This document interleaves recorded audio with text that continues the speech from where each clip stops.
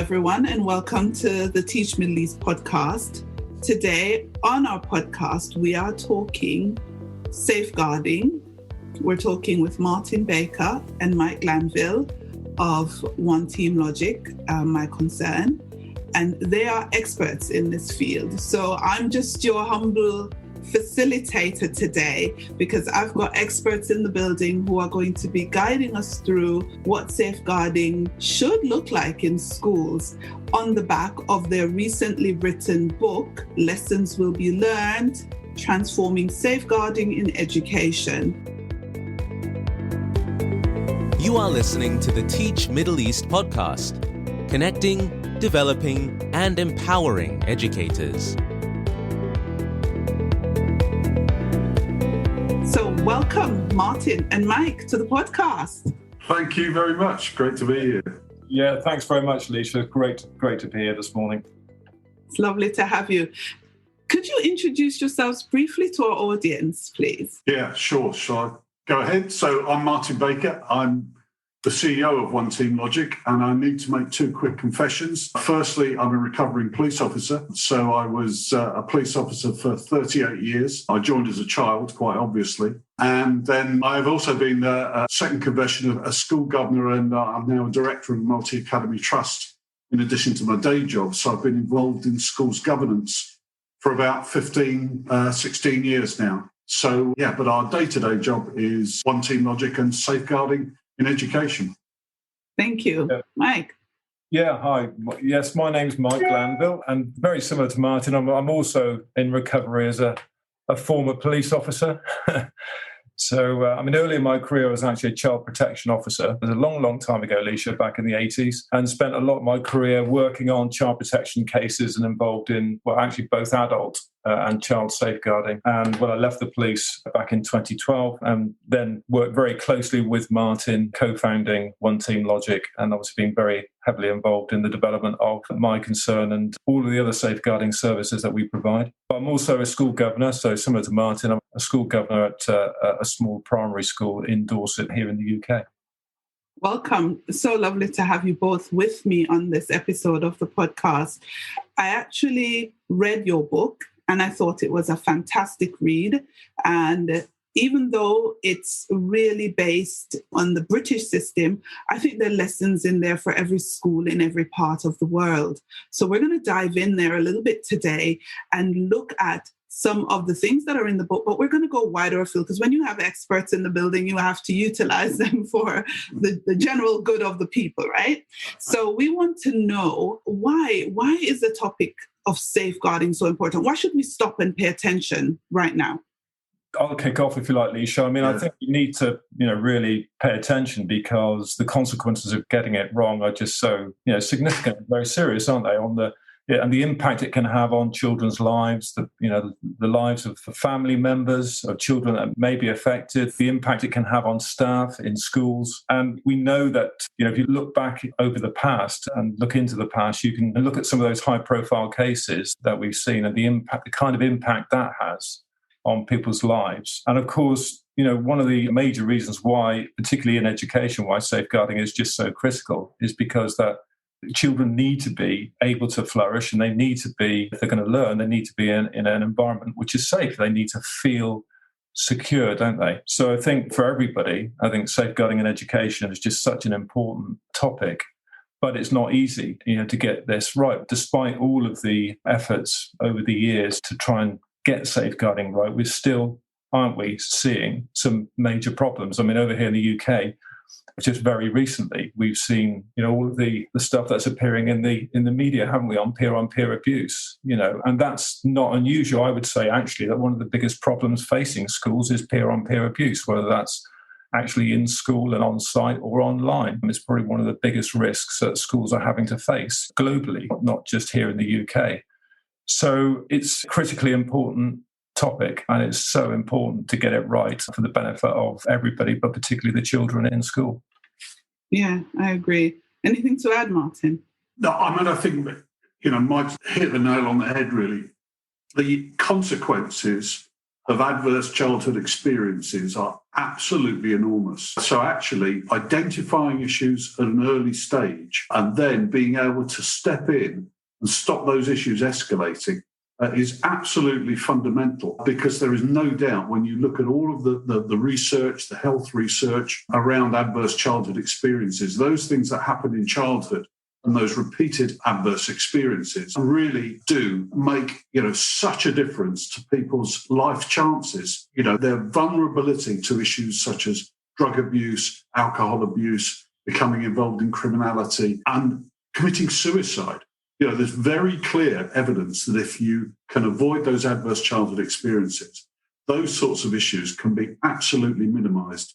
So schools have got a really critical role to play throughout students' time in school to ensure that they help to minimise and avoid those adverse experiences in childhood.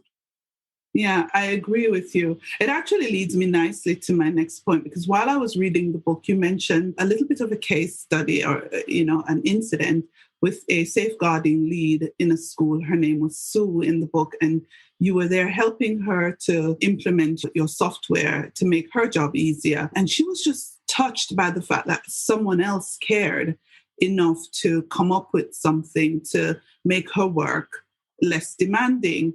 But I wondered, why is the role of the safeguarding lead such a demanding one in schools?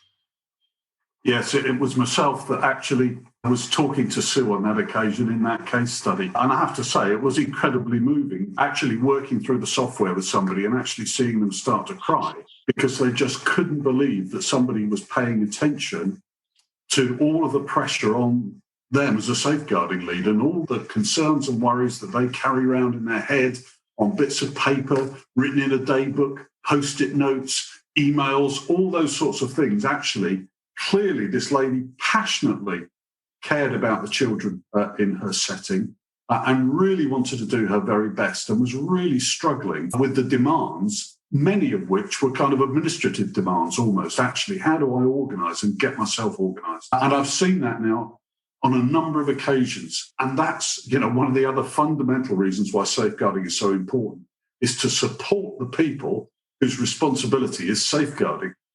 Now, safeguarding is everyone's responsibility in education, but for the safeguarding lead, they carry a very special responsibility for actually fundamentally ensuring the safety of all the children in the care of that school. So it really is a very demanding job. And not only is it demanding emotionally, but it's demanding professionally, knowing what action to take in a huge range of different scenarios that crop up as safeguarding. Safeguarding, historically, we'd have talked about only child protection, and that would have been a fairly narrow focus in terms of physical abuse, sexual abuse, emotional abuse and neglect. Actually, now, it's a far wider range of issues that go to the heart of the well-being and pastoral needs of a child, broadly the non-academic needs of a child, but actually that will have a real impact on their academic achievements and their ability to thrive in education. So it is a wide range of issues. And of course, people turn to the safeguarding lead in schools and expect them to come up with the answer about how to deal with any number of different scenarios and range of issues. So professionally, there is a huge amount expected of a safeguarding. And in the book, we talk about the real importance of schools providing professional and emotional support to their safeguarding leads, because sometimes people are in that role for very many years and they're dealing with repeated incidents that actually can wear them down, really can, because of the severity of some of those issues or the repeated issues. So for us, one of the fundamental reasons for us writing the book was actually to support safeguarding leads and give them an approach, a way of thinking about and approaching the job that they do that will help them to cope and also respond strategically as well as tactically to all the issues that they're faced with. So they're a huge part of the picture too. And Sue is just, I think, an example of somebody who reflects the experience of many, many safeguarding leads. Yeah, I know safeguarding is the responsibility of every teacher, every adult in a school. But for one person to bear that burden, I'm wondering if schools ought to rethink how they appoint, how long the tenure, and how many people there are safeguarding leads in a school. What do you think, Mike? Yeah, I couldn't agree more, Leisha. And as Martin said, it's the role of the safeguarding lead has just become so much more complex. There's much more demand being placed now on the shoulders of the safeguarding lead for all sorts of different reasons. They need to manage on a day-to-day basis in terms of the number of issues that they're having to deal with. But of course, as well, with social trends and so on, we're seeing a lot more complexity, aren't we? Particularly, I think, in the online sort of world. There's a lot more for the safeguarding lead, I think, now to have to think about in terms of technology and online risk, which, clearly didn't exist probably 10 years ago. So the role has changed hugely. I think in terms of, how schools are kind of managing the role of the safeguarding lead, what we're seeing, certainly the larger organisations are taking that approach, Leisha. So they are putting in place safeguarding teams. And very often now the safeguarding lead is a dedicated person in that role, sometimes with a background in safeguarding. So, for example, you might find a DSL or a child protection lead who's actually got a background in social work or policing, for example. And so we are beginning, I think, to see the kind of professionalisation of the safeguarding role in schools, because I think a lot of schools are recognising that it requires that kind of status. If you look at the job description or job descriptions for safeguarding leads, I would say probably 5 years ago when Martin and I were sort of really starting off with some of this work with schools, quite a number of schools didn't have a job description for the dedicated safeguarding lead in place. Majority of schools, I would say, probably now either have a job description in place or certainly have a reference within their code, because a lot of them obviously have other roles. There could be assistant heads, deputy heads, and in some cases, head teachers. So they're juggling a lot of responsibility. So being really clear about what the responsibilities are in relation to the safeguarding piece is really important moving forward, I think. Yeah, I want to take it outside of the English context, which I think has a somewhat developed safeguarding landscape. And I want to take it internationally, if you would allow me to. And I want to also take it a little bit basic. How do schools ensure, or international schools, how can they ensure the safety of children? And you can be as basic as you want at this point, because I want to take it to the schools that don't have any of the systems that you talk about in place. Where do they begin? I think probably the most important thing for me would be the culture of the school. It's so important to get those foundations in place, isn't it? So creating that kind of safeguarding culture where ultimately what you want pupils and staff to feel that they're in a position to be able to report concerns when there are concerns. You've got a culture that is open, that is trusting, that pupils feel that they can go and talk to adults when they need to if there is a problem. And a lot of the problems I think we've been seeing over the years in relation to safeguarding, particularly in schools, is where you haven't got that kind of a strong, really rigorous safeguarding culture in place. It's really important, I think, to get those kind of foundations. And that's so important. And making sure then that your policies and your procedures are really clear. Actually, the staff in the school understand their role and they understand the importance of, being able to report concerns, that there's a very clear sort of process in place to enable them to be able to do that. But I think for me, the most important thing for any school, regardless of where you are in the world, is to have that culture in place. And that culture there's a buy-in to that culture from everybody in the organisation. Whether you're a school governor at the top of the organisation or a senior leader, or whether you're a pupil or even parents, I think everybody needs to buy into that culture, into that approach. That's, I think, the starting point, for any effective safeguarding practice that goes on within a school. And I think that really is something that has to be tackled head on because, for example, many international schools are part of a schools group. They will maybe have joined that schools group having been an individual school previously. So bringing those schools together, particularly across different geographies, across different cultures, to ensure that there is a safeguarding culture right across your school group is something you really got to pay attention to and work hard at. And of course, lots of those schools will be employing staff from the country that the school is based in. And that culture outside the school might be very different to the culture that's inside the school. So working with those staff, particularly there's inevitably going to be language issues, translation and so forth for some of those staff where English isn't their first language. So to get that culture of safeguarding in international schools really does require leadership from the directors or trust board members, however you're set up, leadership from the senior leaders across the organisation, and of course all of the principals, head teachers across that organisation too. Because many of these settings, children will be away from home. They may not be day pupils. They may be staying away from home for extended periods. So the responsibility that you have goes beyond perhaps the 7 or 8 hours that you're in school every day to actually meeting all of their pastoral needs for the time that they're at school.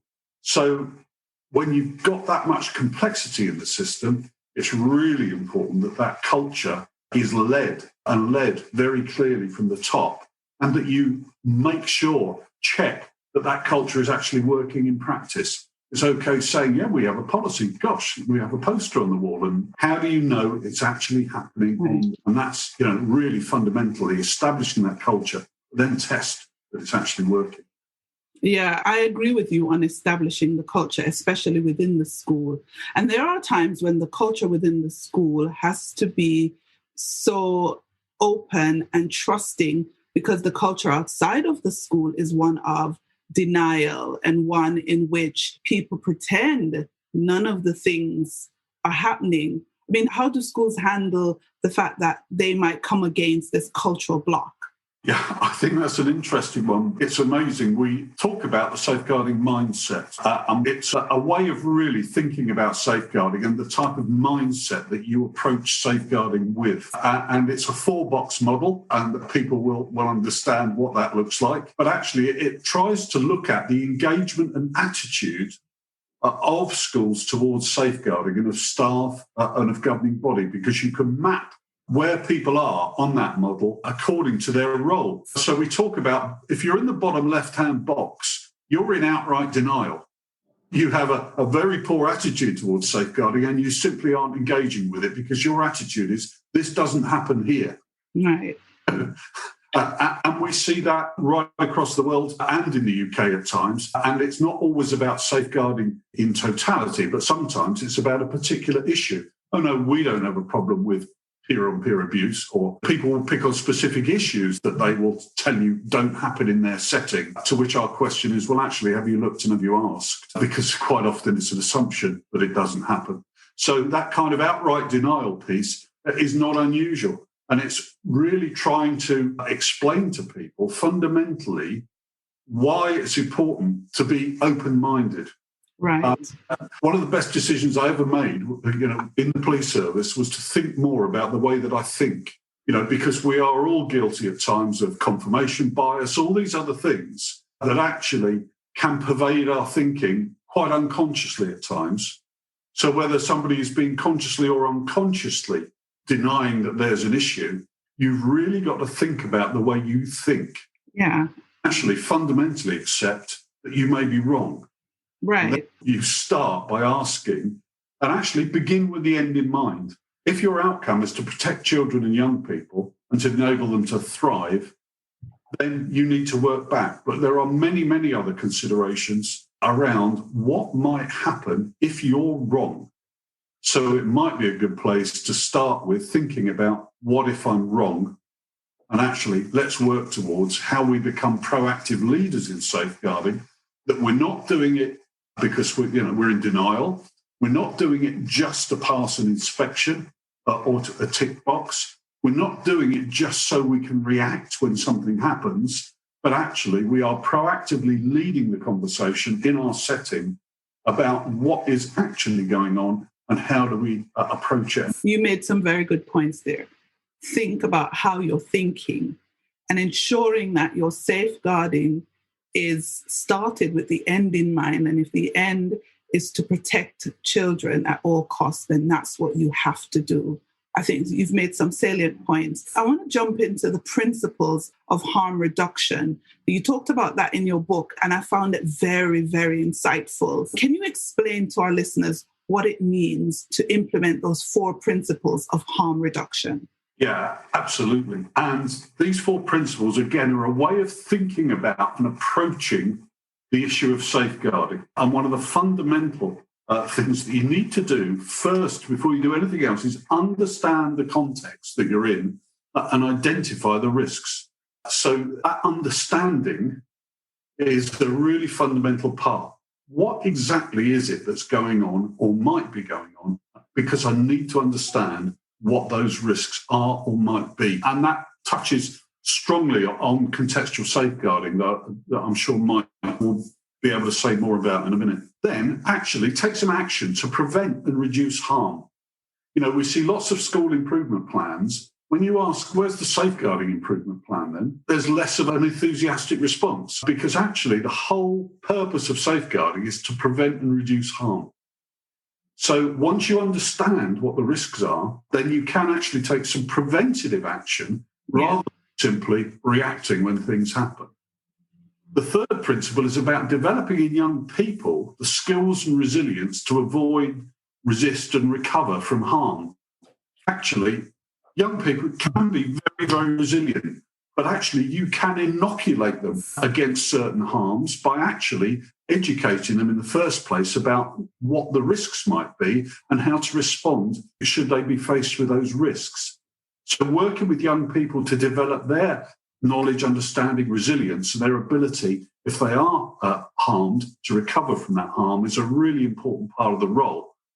And then finally, engaging with parents, staff, partner agencies, and the wider community, because they've all got a role to play in preventing and reducing harm as well. And they'll help you understand what's going on. And there's a kind of little mnemonic to this, which is kind of UAID: understand, act, develop those resilience skills, and engage with other people who can help you. So UADE is a really simple way of thinking about it.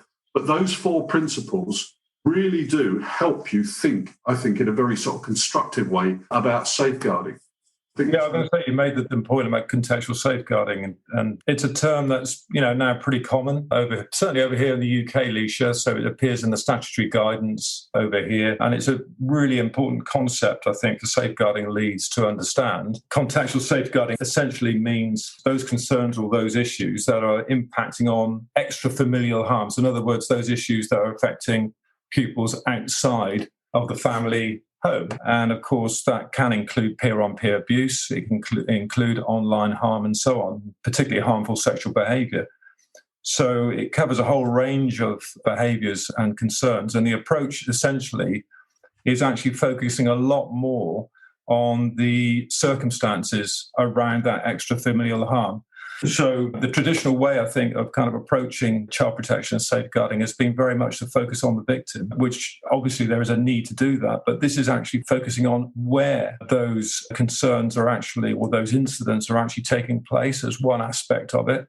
So within a school, it's, as Martin said, really important to understand, you know, the context, in the sense that if you have a problem with peer-on-peer abuse, for example, you know, understanding where those incidents are actually taking place within the school, and understanding where even online those kind of risks are happening is really crucial to understanding what you might be able to do then to prevent those things from happening in the first place. So that's one aspect of it.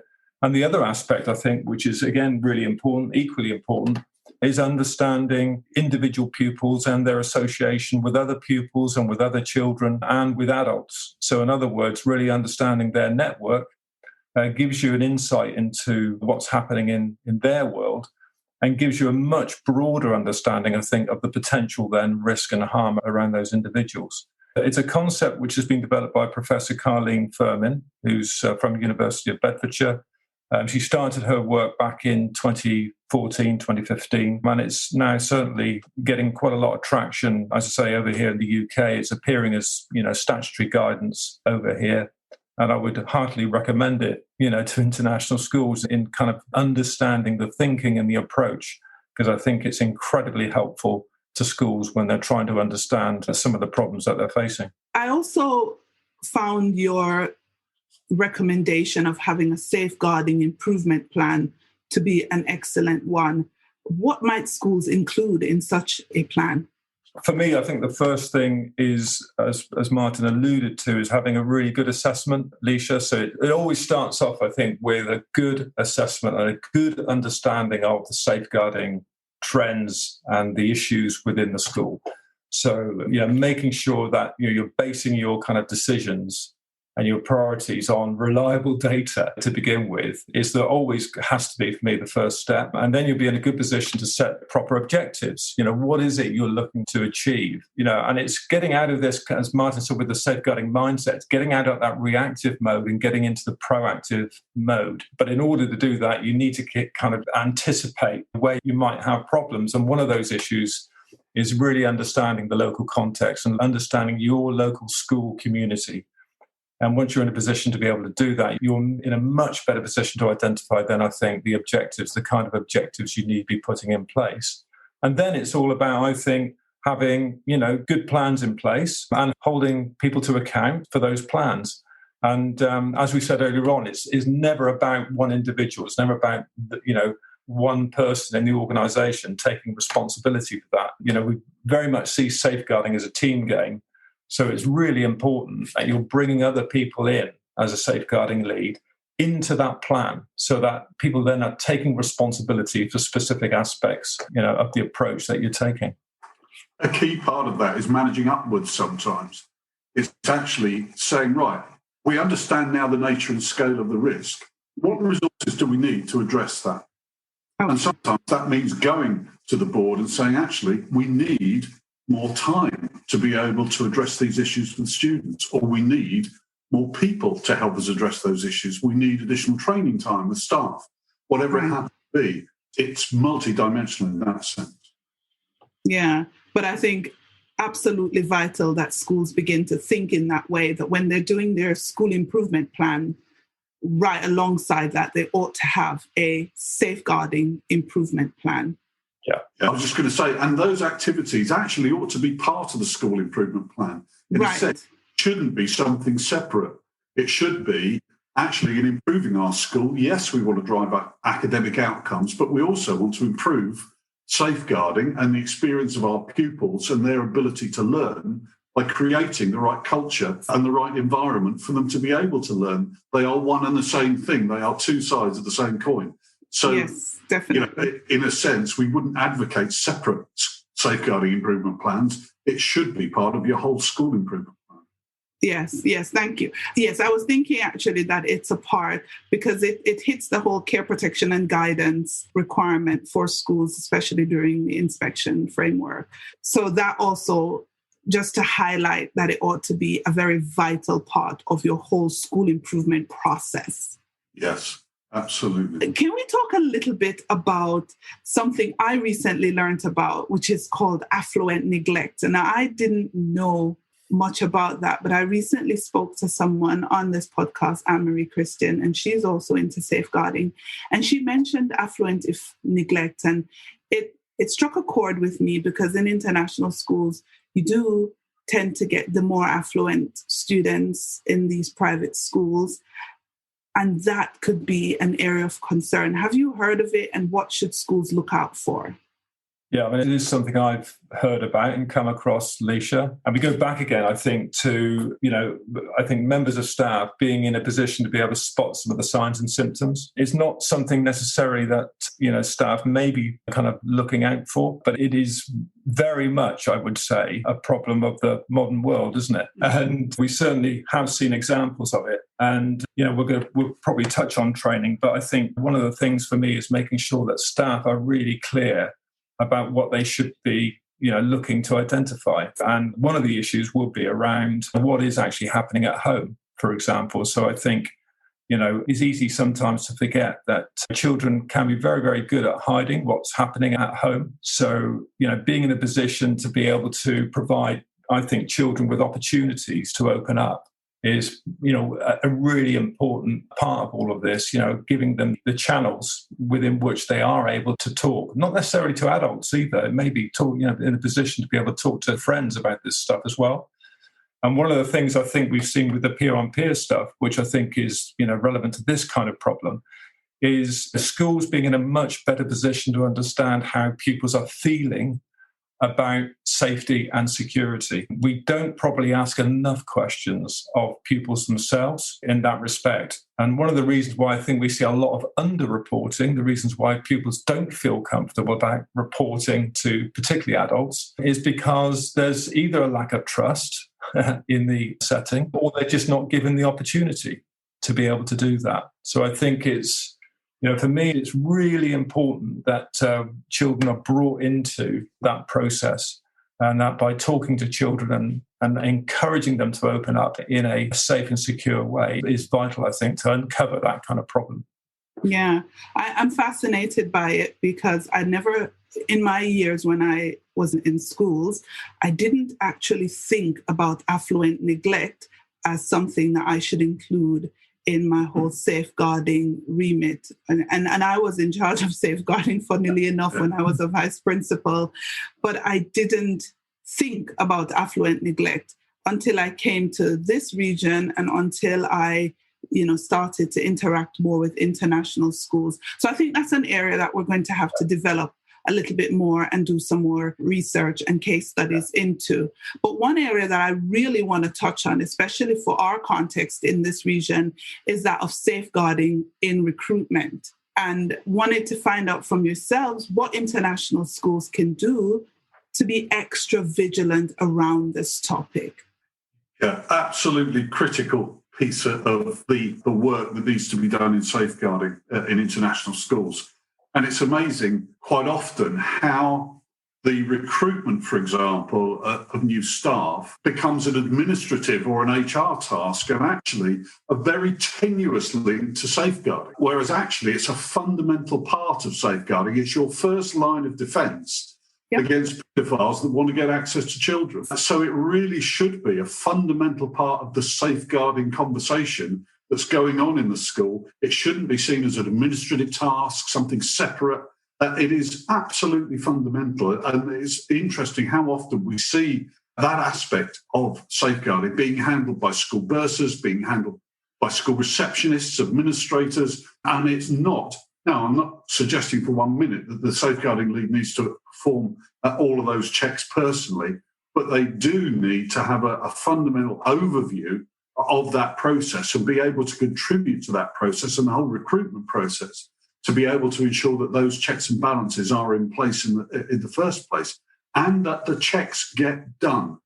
Yeah. What is extraordinary, and we find it, there are some notorious cases such as those of William Vahey, for example, who was able to teach in international schools for 40-odd years, despite having a conviction in the USA for child abuse. So there really are some fundamental basic things that need to be done, like making sure those checks get done, but also following up on references. We were talking to a school group who had 38 teachers had moved on over a holiday period to other roles in international schools. And you'll be aware there's a reasonable amount of churn in teachers in international education.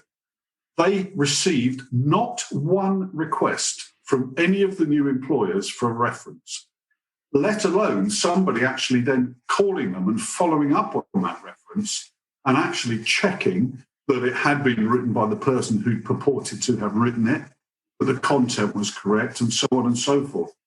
So again, fundamentally, not only do the checks, but references, following up on references and making sure that you do follow through. That school actually contacted the new employers and actually said, would you like a reference for this person you just employed? Because they felt it was their duty to make sure that they were actually passing on any relevant information that they had. But just being systematic about those things is extremely important, but also then empowering staff with the information and knowledge of the signs and symptoms that they might notice in their other staff members about their conduct towards children, because there is clearly some very, very clear principles that you can be told about and watch out for. The grooming, for example, that goes on where you do have a paedophile in place, and this has been seen in international education, it's been seen in sport very strongly. This whole business where not only does the offender groom the child, but they groom parents, they groom families, They groom their peers, who are also teachers. They groom their own management team. They are popular, confident individuals, people that have personality. There's all sorts of things. Of course, there's loads of people who are like that, who aren't obviously involved in paedophile activity. But it's having the information to be able to piece those thoughts together in your mind, to be able to say, we just need to pause and think here a moment. What actually is going on here? And it's an extremely unpleasant thing to be accused of something like that if you're innocent. But goodness me, it's even far more unpleasant to be a child victim of abuse. So, I think we professionally have to accept that sometimes we will be challenged about our behaviour and our approach. That's part of a good, healthy system of accountability. But absolutely, doing things right, doing the right things is really important. And also, low-level concerns are really important to be able to allow you to piece together some of those issues. We talk in the book about some work that's been done by Farrer & Co., who are actually a company of lawyers who specialise in this particular area. And they produced a really helpful guide to the recording of low-level concerns and what low-level concerns actually are, what that means, but actually how it helps you to build that picture. And there is, no substitute for relentless vigilance, I'm afraid. You cannot just make an assumption that everything's okay until it isn't okay. You have to be relentlessly vigilant. And that does put big responsibility on the safeguarding lead, but also other people within the school to ensure that they do have to grasp sometimes the nettle and actually say something and put their hand up and just raise that concern, because it might just unlock access to a world of harm that can be prevented. Yeah, I think it all goes right back to developing that culture within the school.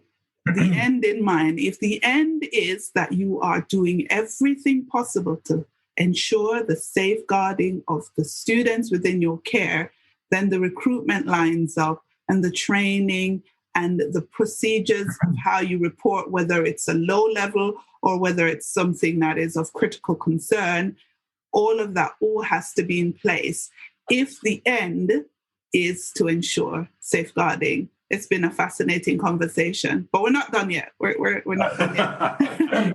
Yes, Mike, what would you like to add? Yeah, no, just a couple of points on the safeguarding culture in the context of recruitment, Leisha, because I think it's, as you say, it's so important. And you've got to kind of put ourselves in the mind of a paedophile in a sense, the fact that, they'll be looking for the easiest route into an organisation. So if your safeguarding culture is really strong and you've got really good recruitment processes in place. So, for example, I think in the actual recruitment process itself, so when you're actually shortlisting and when you're conducting interviews, for example, so when you're actually having contact with new recruits or candidates, you need to be asking them questions, safeguarding, questions, and making it very clear to candidates the kind of safeguarding culture you have in your organisation. I can pretty much guarantee that anybody that's looking to kind of inveigle themselves into the organisation, if they are kind of that mind, will not want to be part of an organisation that's got really strong safeguarding procedures and policies in place. And I think that kind of, as Martin said, it's the first line of defence. It's your first opportunity, really, to be able to tackle somebody who may be presenting a very, very significant threat and may come across, as Martin said, as somebody who's actually very popular and may actually be receiving really good references from other organisations. So it's that kind of vigilance, really, from day one, I think, in that recruitment process, which is so important. Yes, very, very important. What about training? How often, how much? Yeah, I mean, training is such a big issue, isn't it? Clearly, for the safeguarding lead or the leads, I mean, training is absolutely essential. We said right at the start of the podcast, the kind of the demands that are now being placed on safeguarding leads, the complexity of the role. It's really essential that they have good, high-quality safeguarding training and that they're keeping themselves up to date in between their formal training, because there's just so much change happening, I think, in the world of safeguarding. We mentioned social trends, but if you look at the kind of guidance that's been coming out over the last kind of 4 or 5 years or so. There's a huge raft of guidance and good practice that's coming out that safeguarding leads just need to be keeping on top of. So that's just the safeguarding lead, but obviously for the whole school, for all of the staff, it's really very important that they not only get basic safeguarding training, but they're also accessing other training as well. So training, I think, very much on online harm, I would say, is a big issue, peer-on-peer abuse and other kind of very specific topics, which is going to help them be in a position to be able to support the school and the safeguarding lead. I think the other one that we've not really touched on too much during the course of the conversation is governance, the importance of senior leadership in the school, and the fact that school governors, I think nowadays, really do need to be well trained in understanding safeguarding from a strategic perspective. They really do need to understand their role and how they as governors can be in a position to be able to properly support the school, but at the same time challenge the school as well. And I think one of the things that we've picked up on quite a regular basis, certainly over here, is if you look at some of the Ofsted inspections, for example, one of the main reasons why schools fail their safeguarding in an Ofsted inspection is because school governors and other senior leaders are not sufficiently aware of the safeguarding responsibilities in the school. They're not aware necessarily of the safeguarding trends and the risks that are apparent in the school. And without that knowledge, it makes it incredibly difficult then for them to fulfill their responsibilities. So I do really believe that, as we said with the whole culture thing, it starts with the leadership in the school, doesn't it? So therefore, it's really important that the leadership in the school has sufficient training to be able to undertake their role. Yes. And I think it's important to think that training and development is continuous. It's not an event. It's not we tick a box. Oh, we've done our training this year. Great. Tick. It's actually a continuous conversation. So it doesn't need to be, there will be a need for some set-piece training. If you've never been a DSL before and you're coming into the role, you clearly need some proper training. But in terms of the general development of staff, all staff, needs to be part of an ongoing conversation, and it can be a 10-minute part of another training session. Let's just talk about what the implications of that might be for safeguarding. It can be sorts of curriculum issues, because actually there are many times that you can bring safeguarding issues into the curriculum to ensure that both staff and pupils are talking about those really important issues as part of the curriculum. So training is sometimes it's an event and sometimes it's something you need to attend. And certainly the CPD training that we provide, there is a pass-fail element to it. It is not, frankly, rocking up, sitting in front of a bunch of PowerPoint slides and ticking a box to say I've attended. That is not training, frankly. And there are some examples of really poor training around. It's really important that training is rigorously delivered and properly assessed and well designed in the first place. But also that whole ongoing professional development piece really should be part of our daily work, and it should be on our radar the whole time about how we continuously improve. This, gentleman, has been a really fascinating conversation. It's longer than our typical podcast, but thank you very much for sticking with us, everybody. We're going to make the video available. The lessons will be learned. Transforming Safeguarding in Education. How can people get a copy of this book if they want to read and learn more? Okay, so the book will be published on the 25th of May. It's available now for pre-order from Amazon, Waterstones, but also all good booksellers as well, and it's available internationally. So, yeah, absolutely. Very easy to get hold of. It's available in paperback and in Kindle, and it'll shortly be available as an audiobook too. Martin Baker, Mike Glanville, it's been a real pleasure. Thank you for joining me on the Teach Middle East podcast. Thank you so much. Yeah, thank you so much, Leisha. Thank you for listening to the Teach Middle East podcast. Visit our website, teachmiddleeast.com, and follow us on social media. The links are in the show notes.